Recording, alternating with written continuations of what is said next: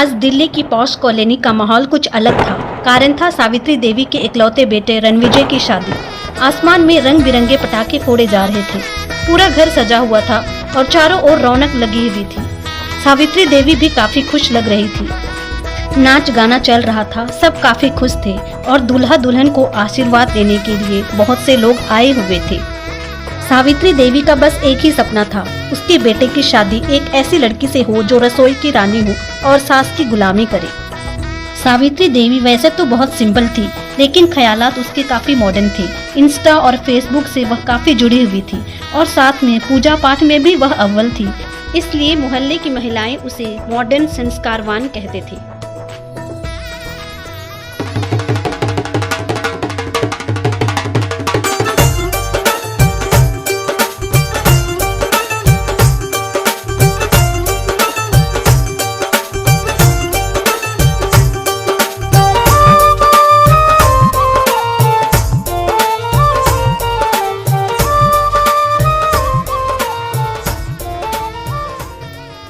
रणविजय की शादी बड़े अच्छे से हो रही थी। सब डीजे की धुन पर काफी नाच गा रहे थे और फोटो सेशन भी काफी अच्छा हो रहा था। माँ, शादी तो बड़े धूमधाम से संपन्न हो गई। चलो अब सब अच्छा हो गया ना। हाँ बेटा, अब जाओ, बहू तुम्हारे इंतजार कर रही होगी। शादी में काफी लेट हो गया है। आप आ गए? मैं आपका ही इंतजार कर रही थी। हाँ ज्योति, आज तो शादी की वजह से काफी लेट हो गया। तुम भी काफी थक गई होगी। चलो अब रेस्ट कर लो। शादी की ढेर सारी रस्मों की वजह से रणविजय और ज्योति भी काफी थक गए थे, इसलिए दोनों रेस्ट करने लगे।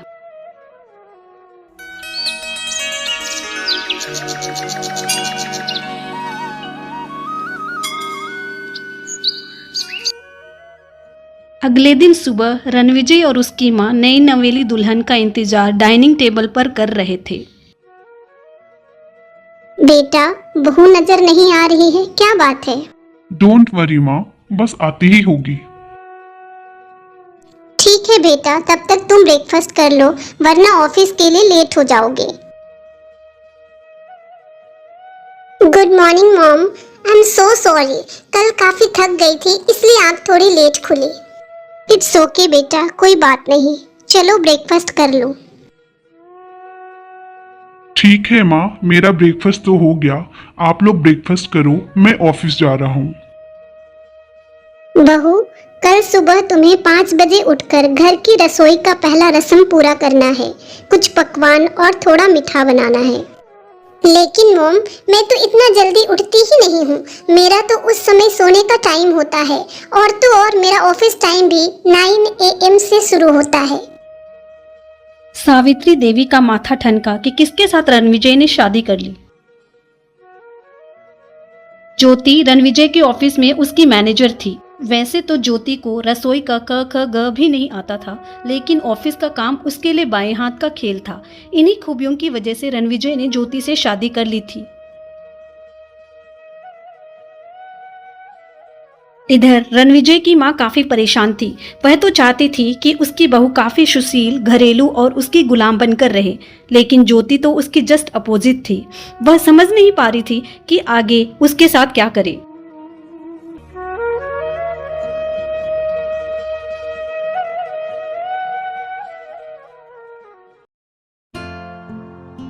अरे ज्योति बहू, आज दोपहर का लंच बना देना। मैं थोड़ा मार्केट जा रही हूँ, कुछ जरूरी सामान लाने। Sure mom, don't worry, you go and enjoy. Jyoti थी तो काफी चालाक। अपने सासू माँ के जाते ही ज्योति ने स्विगी से ऑर्डर किया। ज्योति ने सासू माँ के जाते ही 2 प्लेट मटर पनीर, 2 प्लेट फ्राइड राइस, 10 जलेबियां और 15 पीस पूरी मंगवा ली। 2 घंटे के बाद ज्योति की सासू माँ मार्केट से घर वापस आई। अरे मॉम, आप वापस आ गए? चलिए फ्रेश हो जाइए, मैं आपके लिए खाना लगवाती हूँ। सावित्री देवी खाना देखकर तमतमा उठी। ये क्या बहू, तुमने घर में खाना नहीं बनाया क्या? आज तक हमारे घर में बाहर से खाना नहीं आया, इससे तो सब बीमार पड़ जाएंगे। रिया तुरंत बोली, मम्मी जी, इसे कहते हैं रिसोर्स ऑप्टिमाइजेशन। हम टाइम बचाकर टेस्टी खाना खा सकते हैं। आजकल तो काफी अच्छे रेस्टोरेंट हैं जो काफी ख्याल रखते हैं। ज्योति की इस बात से पूरे घर में हंसी फूट पड़ी, पर सावित्री देवी को लगा कि बहू धीरे धीरे उसकी सत्ता छीन रही है। मोहल्ले की औरतें रोज शाम को गार्डन में गप्पे लड़ाती थी। अब हर दिन का नया टॉपिक यही था। अरे सावित्री की बहू तो सुबह योगा की जगह जिम करती है। वो इतना फैशनेबल कपड़े पहनती है, लगता ही नहीं कि वह भारतीय घर की बहू है। सुना है पूजा वाले दिन भी उसने लैपटॉप खोल के रखा था। मोहल्ले की औरतों की इन सब बातों से सावित्री देवी की नाक कट रही थी। उन्होंने प्लान बनाया कि बहू को ट्रेनिंग दी जाए। सावित्री देवी ने ज्योति के लिए एक सिलेबस बना डाला। सुनो बहू, अब से तुम इसके अनुसार काम करोगी।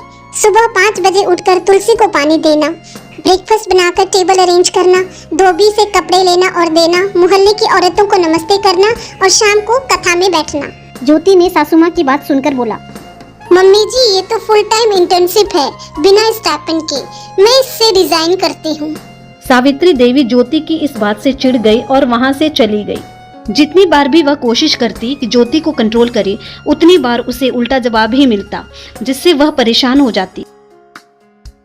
लेकिन ज्योति कोई आम बहू नहीं थी। वह आज के जमाने की पढ़ी लिखी मॉडर्न बहू थी। उसने कॉर्पोरेट ब्रेन लगाया और घर का मैनेजमेंट बदल डाला।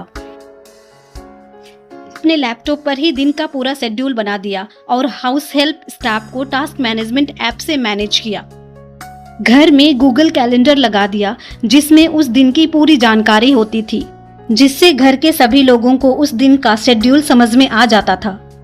किचन में स्मार्ट स्पीकर लगा दिया और उससे ही पूछती थी, अलेक्सा क्या तुम दाल देख रही हो? सावित्री घर में घूम घूम कर देखती कि आखिर ज्योति कर क्या रही है। अब खाना टाइम पर तैयार होता था, क्योंकि सबका काम बांटा हुआ था और घर के सारे काम भी टाइम पर होते थे। अब सावित्री देवी को भी लगने लगा कि बहू में कुछ तो जादू है। सावित्री देवी हार मानने वालों में से नहीं थी। उन्होंने सोचा, अगर बहू टेक्नोलॉजी से घर चलाती है तो मैं भी हथियार उठाऊंगी। बस फिर क्या था, उन्होंने YouTube खोला और सर्च करने लगी how to be a cool mother in law. YouTube में काफी वीडियोस देखने के बाद उसने डिसाइड किया कि वह भी इंस्टा में रील बनाएगी। वहां से इंस्टाग्राम रील बनाना सीख लिया। एक दिन उन्होंने रील बनाई, सास बहू की जंग रसोई बनाम स्टार्टअप। वो रील वायरल हो गई और सावित्री देवी मोहल्ले की इन्फ्लुएंसर बन गई। इससे सावित्री देवी को और ज्यादा कॉन्फिडेंस आ गया। डेली किसी न किसी टॉपिक पे रील बनाती और रील वायरल हो जाता। अब बहू को भी लगने लगा कि सासू मॉम वास्तव में कंपटीशन दे सकती है। ज्योति अपनी सासू माँ से कहती है, मॉम क्यों ना हम इस सास बहू की जंग को एक बिजनेस बना लें? फिर ज्योति ने एक ऐप बनाया, सास बहू सॉल्यूशन प्राइवेट लिमिटेड, जहां सासें अपनी बहुओं की शिकायत दर्ज कर सकती थी और बहुएं अपनी सासों की। थोड़े ही दिनों में ऐप लाखों डाउनलोड हो गया। अब घर घर में लोग सास बहू ऐप का उपयोग करने लगे। सास और बहू ने जब साथ काम करना शुरू किया तो उन्हें एहसास हुआ कि दोनों में बहुत कुछ कॉमन है। दोनों ही घर का भला चाहती थी, दोनों ही स्टाइलिश रहना चाहती थी, दोनों की सोशल मीडिया से मोह था। धीरे धीरे लड़ाई कम होने लगी। अब वे दोनों साथ बैठकर रील बनाती थीं और कंपनी मैनेज करती थी। रणविजय बेचारा साइड में ही रह गया। कभी उसकी पत्नी मीटिंग में बिजी रहती तो कभी माँ के साथ बिजी रहती। वह अक्सर कहता, अरे कोई मेरी तरफ ध्यान देगा, मैं भी हूँ इस घर में। आप लोग तो बस सास बहू में ही बिजी हो और मुझे साइड एक्टर बना के रखा है। आपको क्या हुआ रणविजय, आप तो भले चंगे हैं। हाँ हाँ और नहीं तो क्या। इतना कहकर दोनों सास बहू हंस देते। कुछ सालों बाद सास बहू सॉल्यूशन यूनिकॉर्न कंपनी बन गई। ज्योति और सावित्री दोनों बिजनेस पार्टनर के साथ साथ बेस्ट फ्रेंड्स बन गए। सावित्री देवी अब सास बहू सॉल्यूशन कंपनी की सीईओ बन गई थी। अब मोहल्ले की औरतें कहती, वाह क्या बात है, सावित्री की बहू तो कितनी अच्छी है जो अपनी सासू माँ को कंपनी की सीईओ बना दी, वरना आजकल ये सब कौन करता है सिवाय लड़ाई झगड़े के। अरे सावित्री, हमें भी इंस्टा में रील बनाने सिखाओ ना। अरे सावित्री, हमारी बहुओं को भी बताओ ना कि वो ज्योति से कुछ सीख ले। अब सावित्री देवी इंस्टा के साथ साथ पोस्ट कॉलोनी की भी स्टार बन चुकी थी, इसलिए मोहल्ले की सारी औरतें उसके आगे पीछे घूमती रहती थी।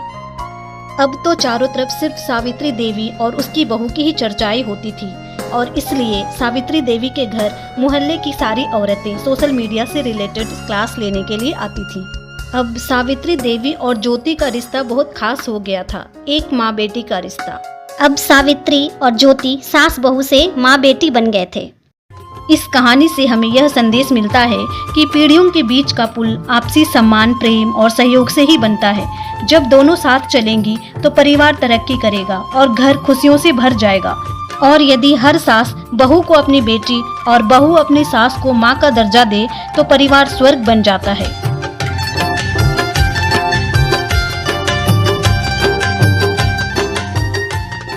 अरे रुको रुको, कहाँ जा रहे हो?